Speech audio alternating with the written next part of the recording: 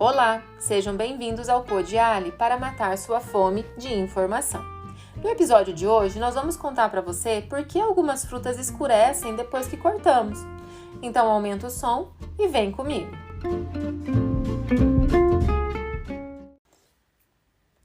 Com certeza você já passou por essa experiência, digamos que um pouco desagradável, de cortar, por exemplo, uma maçã ao meio e quando terminou de comer a primeira metade, a segunda metade já estava escurecida, com uma aparência feia, um aspecto envelhecido. O mesmo já pode ter acontecido, por exemplo, com uma banana, uma batata doce, depois que descascou, em alguns minutos estava escurecido. Ou até mesmo com um suco de morango recém-batido e você percebeu que após alguns minutos, quando você foi pegar lá o segundo, o terceiro copo, ele já não estava cor-de-rosa, vivo, avermelhado e estava assim mais puxado para uma cor amarronzada, escurecida de maneira geral. Você já deve ter passado por alguma situação assim, né? Você sabe por que isso acontece? O Podiali de hoje, ele vem para trazer para você essas respostas. E a resposta para esse escurecimento é puramente biológico e químico. Então vamos lá entender um pouquinho.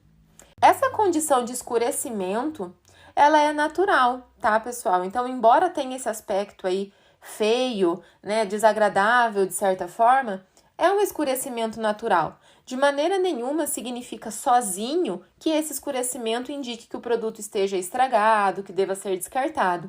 Esse escurecimento nada mais é do que a ação normal de uma enzima naturalmente presente nos tecidos das frutas e de vários vegetais. Esse escurecimento se chama, portanto, escurecimento enzimático. Mas como esse escurecimento enzimático acontece, né? O que leva a esse escurecimento acontecer e por que é só quando a gente corta ou descasca essa fruta, esse vegetal? Vamos entender melhor. Em condições de integridade, ou seja, quando a maçã, por exemplo, ela está lá inteira, íntegra, não teve nenhum corte, nenhuma mordida, não foi descascada, os tecidos que compõem esse vegetal, essa fruta, eles se encontram organizados, de modo que essas enzimas que eu já citei, que são naturais do produto, elas estejam protegidas e não entrem em contato direto com substratos naturais também presentes naturalmente nesses produtos. Porém, quando acontece algum tipo de injúria, como um corte, descascamento, amassamento, imediatamente vão acontecer danos aos tecidos que estão lá mantendo a integridade, a organização interna desse produto. Portanto, os danos a esses tecidos vão resultar numa perda dessa integridade da membrana celular, fazendo com que haja uma destruição da compartimentação que separa enzimas e substratos. Esses substratos são, resumidamente, os compostos fenólicos naturalmente presentes no produto. Então, cada fruta, cada vegetal vai ter ali uma riqueza maior ou menor em determinados grupos de compostos fenólicos. Mas são esses compostos fenólicos os substratos que serão atacados por essa enzima natural. E essa enzima responsável pela reação de escurecimento, ela tem um nome específico, chama-se polifenol oxidase, designada aí pela sigla PPO. Bom, vamos pensar então melhor como que isso está acontecendo.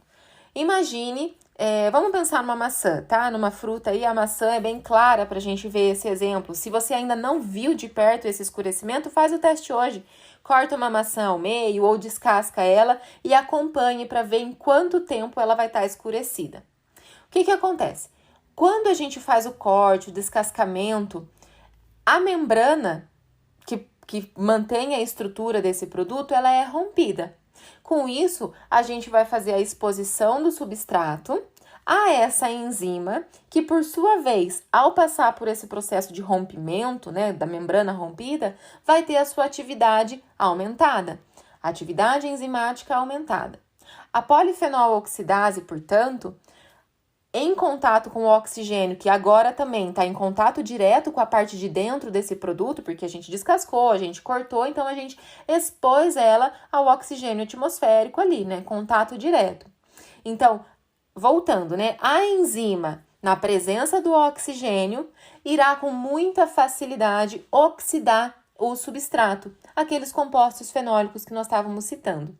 Então, esse processo, ele vai acontecendo, essa reação de oxidação, ela vai acontecendo por uma série de reações químicas que vão dar como resultado principal um composto em grande concentração de coloração escura. Ou seja, o composto principal dessas reações de oxidação da enzima sobre o substrato em presença de oxigênio leva à formação desses pigmentos escuros, que também têm um nome específico, são as melaninas. Esses compostos escuros, esses pigmentos, quando vão se originando, também trazem outras consequências, né? Como mudanças indesejáveis na aparência do produto, vai dar aquele aspecto mais envelhecido, além de, claro, o escurecimento que vai acontecer. Por quê? Porque esses pigmentos que são resultantes da reação, eles são escuros, eles têm uma coloração amarronzada. E como consequência, a gente também tem aí um prejuízo acontecendo em relação a propriedades organolépticas desse produto, o que leva a uma diminuição de maneira geral da vida útil desse produto. Então, se a gente parar para entender um pouquinho melhor, a gente tem 3 componentes básicos para que essa reação de escurecimento aconteça. A enzima, que é a principal responsável, o substrato, que é o componente que vai ser oxidado pela enzima, e o oxigênio, que precisa estar presente para que a reação de oxidação aconteça.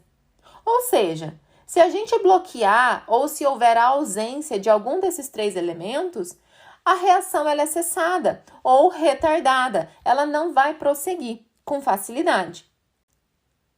Então, como a gente pode evitar esse escurecimento?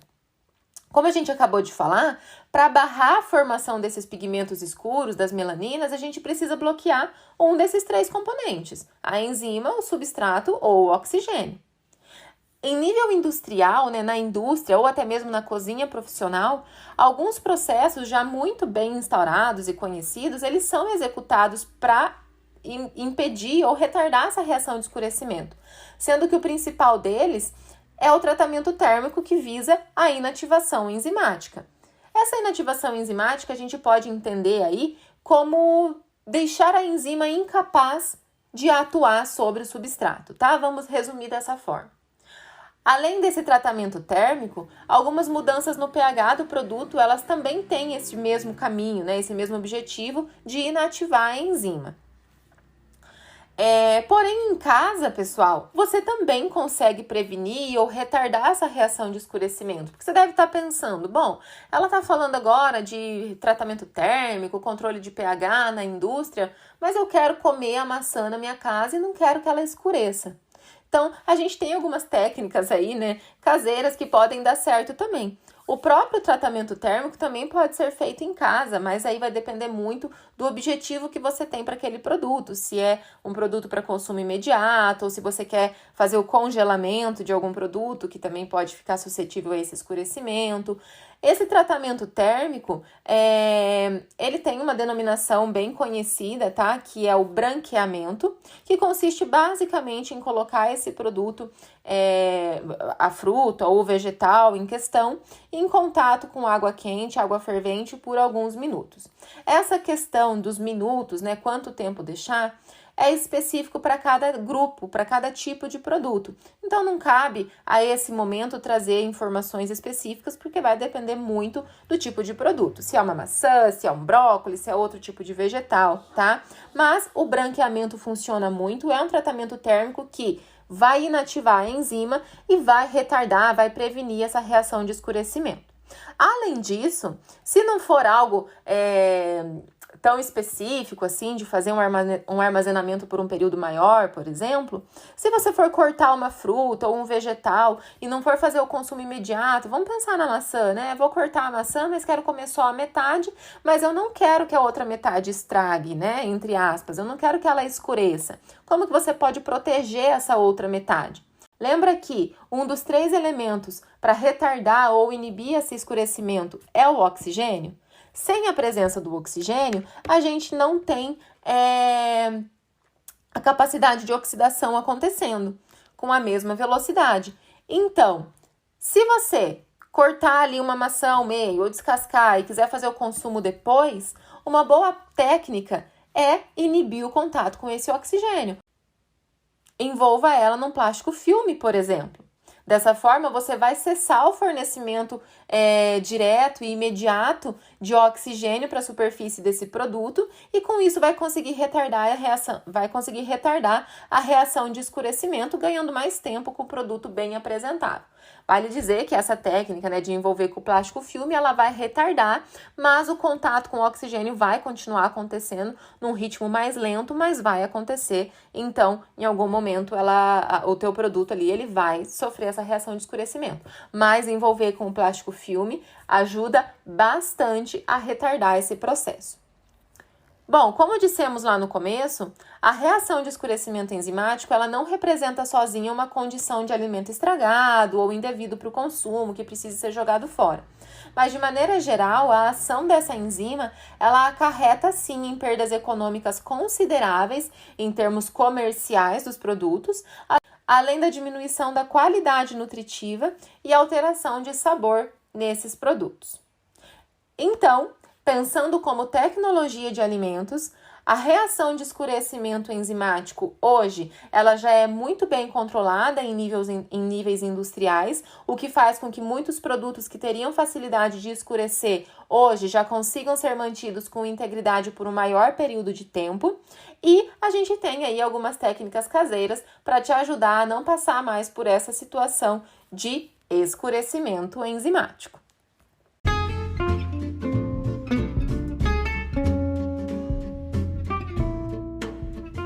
E aí, gostou do nosso Podiália de hoje? Fique ligadinho nos próximos episódios.